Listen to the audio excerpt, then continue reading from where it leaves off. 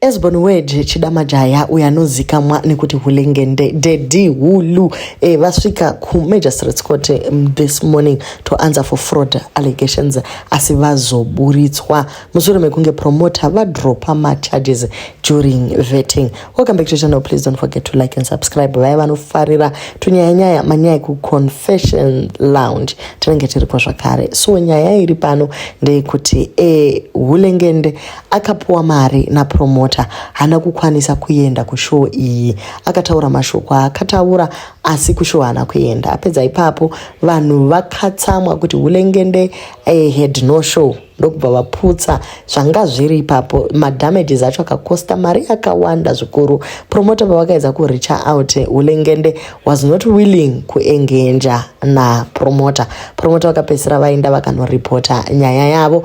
Hulengende achibva torwa ari ku Duke and Slay achingopedza kuperforma achiburuka pastage vakomana vachibva vangoti anything you say will be used against you in the court of law. You are under arrest. Megan zvakauma.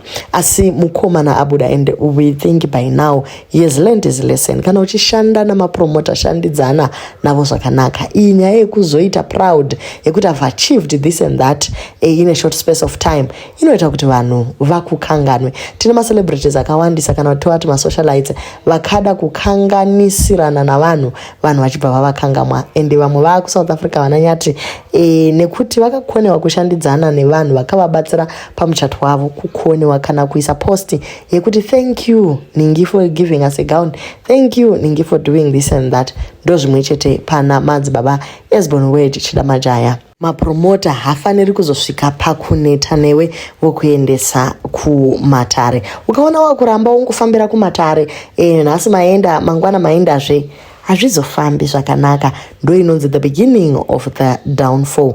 Mrs Movement vanonoka kumuka hatina kuvaona kukote. Asi chatafarira ndechekuti amai vemukomana vanga variko vakasunga dhuku ravo na sister yacho zvakare. Zvaita kuti vanhu vati mwana chero akakutuka unomira naye kusvikira narini.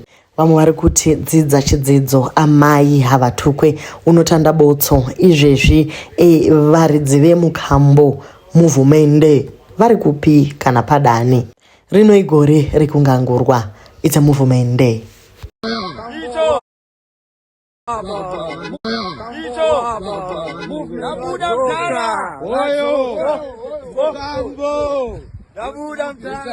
Baba Buddha, Baba Buddha, you praise jail.